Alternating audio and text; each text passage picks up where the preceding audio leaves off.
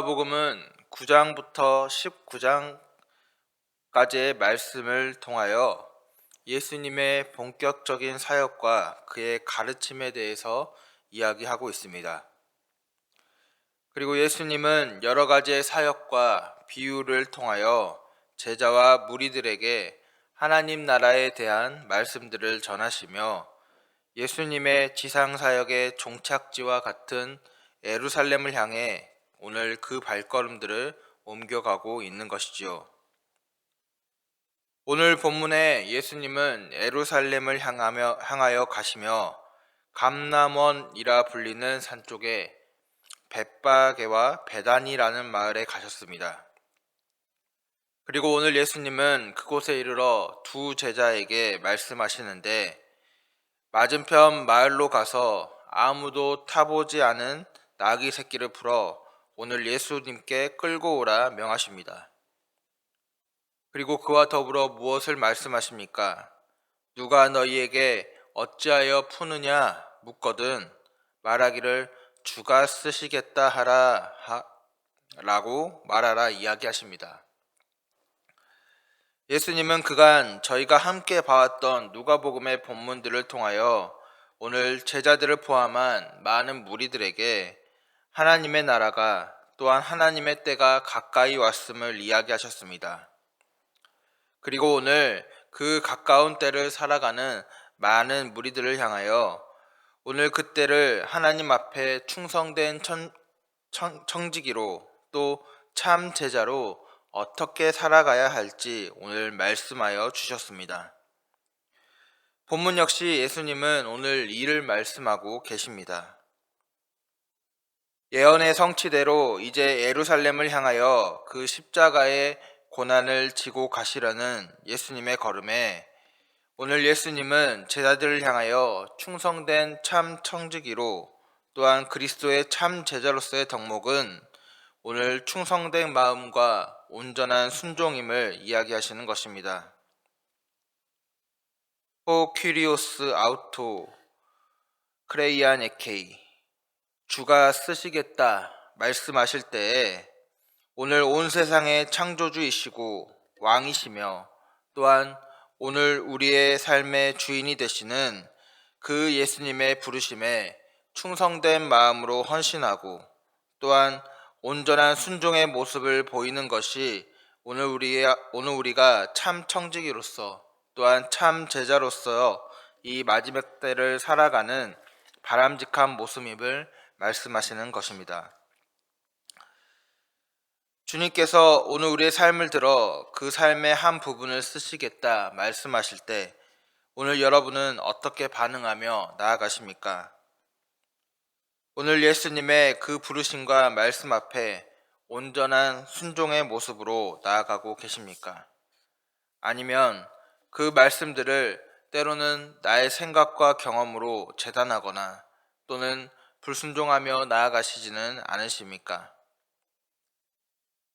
예수님이 오늘 우리의 마음에 어떠한 메시지를 주실 때 그것이 오늘 우리의 경험과 생각에 동의가 될 때가 있습니다. 그때는 그 어느 누구나 그 말씀에 즐겁게 순종하며 나아가죠. 그러나 오늘 본문과 같이 전혀 일면식도 없는 그러한 집에 가서 그저 나귀를 풀어 끌고 오라는 예수님의 명령처럼 때로는 전혀 우리의 상식과 이성으로 이해되지 않는 그런 하나님의 말씀들이 오늘 우리의 마음 가운데 다가올 때가 있다는 것이죠. 그때 오늘 그럼에도 우리가 예수님의 제자로서 보여야 할 모습은 무엇입니까? 바로 온전한 순종입니다. 때로는 내가 부끄러움을 당하고 때로는 내가 용기를 내야 하고 또 때로는 내가 온전히 납득되거나 이해되지 않는다 할지라도 나의 주님께서 오늘 나에게 주가 쓰시겠다 말씀하시기에 오늘 우리는 그저 그 말씀에 순종함으로 나아가야 하는 것이죠. 여러분, 오늘 이 성경 말씀을 펴보십시오. 오늘 하나님은 지금 이때도 얼마나 많은 하나님의 말씀들을 오늘 우리의 삶 가운데 말씀하고 계십니까? 또한 순간순간 성령님께서 오늘 우리의 마음을 얼마나 감동하고 감동시키고 계십니까? 오늘 이 마지막 때를 향해 가는 이 발걸음에 오늘 우리에게 필요한 자세는 바로 하나님을 향한 충성된 마음과 온전한 순종입니다. 바라기는 이 모습이 오늘 우리의 삶의 걸음걸음마다 함께하기를 주님의 이름으로 축복합니다. 오늘 이처럼 이 나귀 새끼에 겉옷을 걸치고 그 나귀가 가는 길에 겉옷으로 길을 만들어 오늘 예수님께서 감람산 내리막길에 가까이 이르러 이제 예루살렘을 향해 들어가시던 때에 오늘 제자들과 또한 무리들은 어떠한 모습을 보이십니까?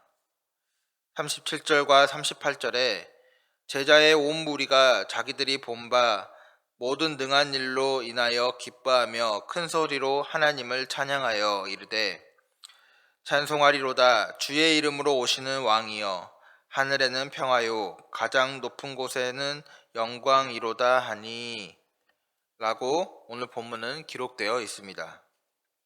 즉 그들은 오늘 예루살렘을 향해 나귀 새끼를 타신 예수님을 찬양하며 오늘 주님을 향해 목소리를 높이고 있는 것이죠. 그런데 이에 반해 바리새인들은 어떤 모습을 보이고 있습니까?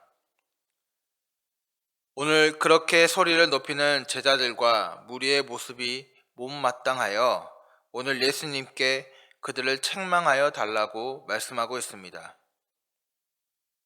즉 오늘 예수님 당신은 메시아가 아니니 오늘 당신을 보고 그렇게 소리치는 무리들을 자제시키라 말하고 있는 것이죠.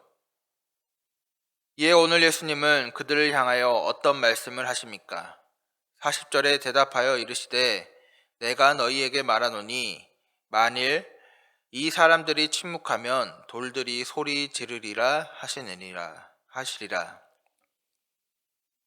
즉 오늘 하나님의 아들이시며 오늘 평화의 왕이요 이 땅에 메시아로 오신 예수님은 오늘 그에 대한 정체성은 변함이 없고 명확하니 오늘 이 무리들이 굳이 소리치지 않더라도 오늘 무생물인 돌들이 이를 대신 소리칠 정도로 오늘 만왕의 왕이신 예수님을 향한 그 찬양을 누구도 막을 수 없다 말씀하고 계시는 것입니다.